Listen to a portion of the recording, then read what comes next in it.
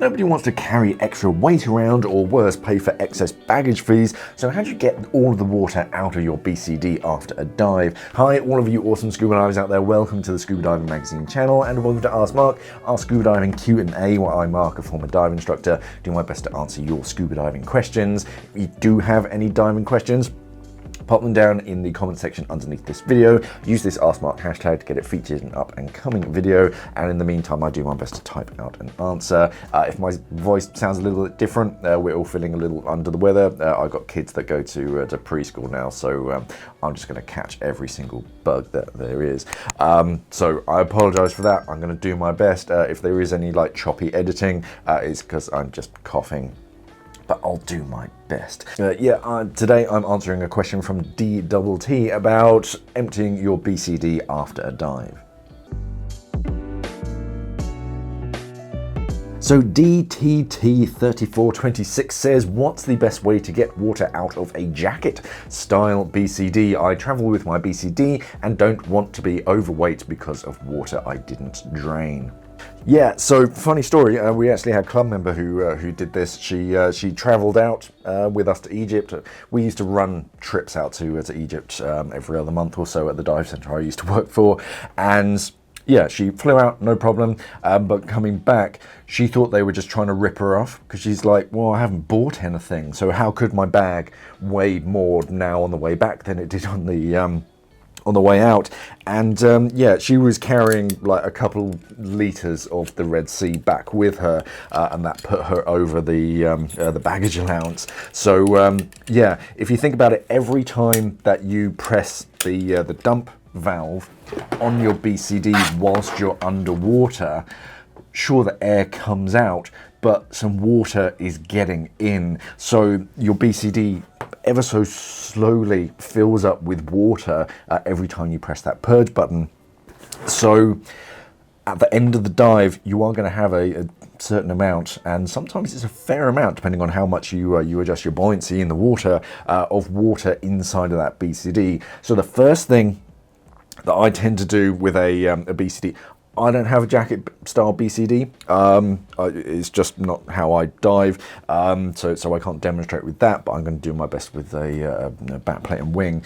The concept is fairly similar, but a wing style is much more streamlined, because you don't have those like lobes that inflate around the waist.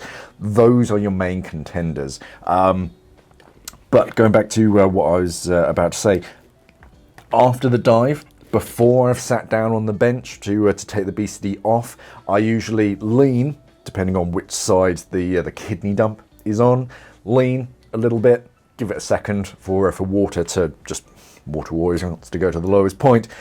So lean over and pull on that kidney dump. That allow water to just come out. It'll gush out down your leg and whatnot, which is why you do it whilst you're still wet and water isn't an issue, and that gets the worst of it out. There'll still be some on the inside, but it's not the end of the world.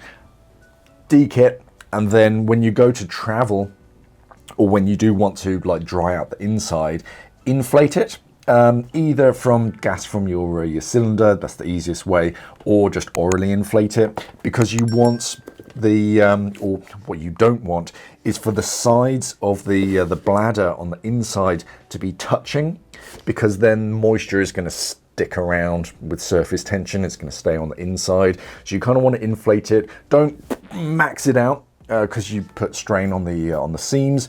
Just have it inflated so the sides aren't touching.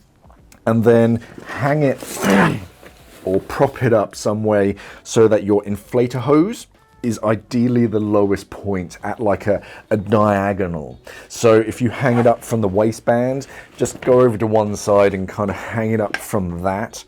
And that way, any moisture from all the different corners, especially if you've got a jacket style BCD, it's going to go down, and then it's going to go down, down, down, and find its way to the inflator hose, and ideally down, and it'll just fill up from the bottom. That way, when you then come back to it after like an hour or something, press that purge button, and all the water's going to just vent out of there. It's not going to be perfect. It'll get the worst out of it, basically. And After you've done that, after you press that purge button, you can usually hear water, especially if it's like a lot of water. You can hear it sloshing around. So yeah, just give it a turn, just listen for anything. And yeah, it's mainly about looking at the bladder of the BCD, the overall like shape and design. The donuts is quite easy. And just think about, okay, well, just gravity is going to cause the water to drip down to its lowest point. Where's it going to collect? And try and make wherever it collects a dump valve, whether that be your kidney dump, which is down here on the inside, or the inflator hose. I usually prefer the inflator hose because it can collect a lot of water inside of it as opposed to just around the valve itself. Yeah, as with many things, prevention is usually the best treatment. So after a dive, yeah, I just quickly dump anything. And yeah, it doesn't have to be after every single dive, but every so often, you'll be surprised at how much water actually comes out.